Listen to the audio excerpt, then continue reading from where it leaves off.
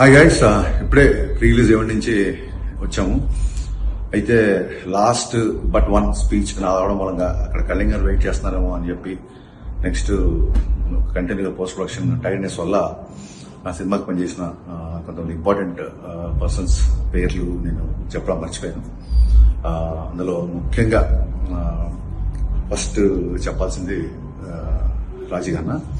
రాజీగన్న script కూడా వినకుండా డైరెక్ట్గా సెట్లోకి వచ్చింది అని చెప్పాను మొన్న.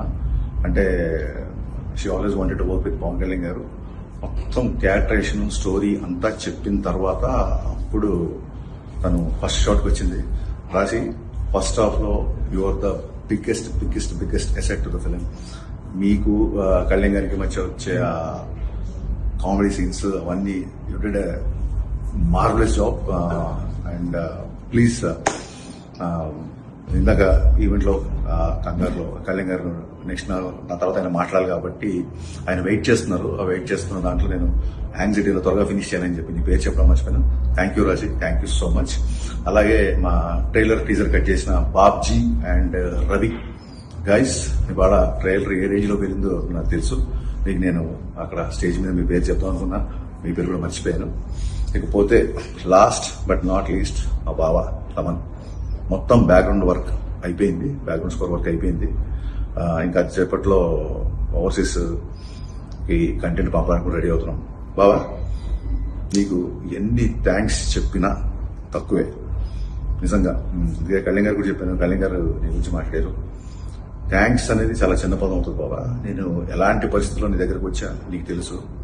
ఒక మ్యూజిక్ డైరెక్టర్గా కాకుండా నీ స్నేహితుడి నీ బావకి నువ్వు పెడుతున్న కష్టం, ఇచ్చిన టైంకి థ్యాంక్స్ సరిపోదు బావా. 2 చేతులు ఎత్తి నీకు నేను నిజంగా మనస్ఫూర్తిగా కృతజ్ఞతలు చెప్పుకున్నాను. గైస్, తమన్స్ బీజిఎం అంటే ఏంటో, ఎస్పెషల్లీ అది పవన్ కళ్యాణ్ గారికి కొట్టినప్పుడు ఎలా ఉంటుందో మీకు ఆల్రెడీ తెలుసు. ఈసారి తమన్ చేసే రచ్చ మామూలుగా ఉండదు. కుమ్మి కుమ్మి కుమ్మి ఇలా కొట్టేసాడు. ఇంకా మీరు మన ట్రైలర్కి చూశారు అండ్ రేపు సినిమాలో చూస్తారు.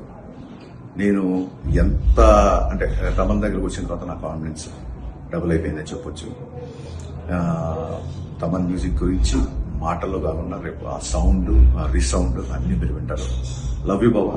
You once again prove what a friend means to you.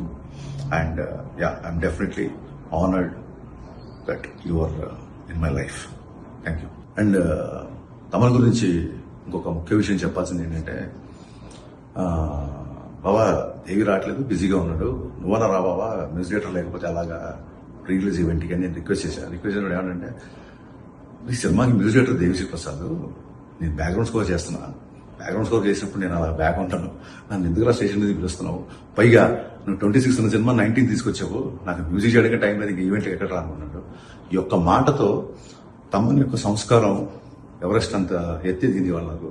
బాబా, నువ్వు ఒకసారి అంటుంటావు కదా, లిరిక్స్ విషయంలో నీ దగ్గర నుంచి వచ్చే కంటెంట్ నేను ఇష్టపడతాను, it's a new experience for me అని.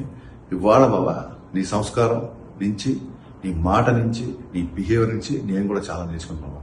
హ్యాట్స్ ఆఫ్ బాబా.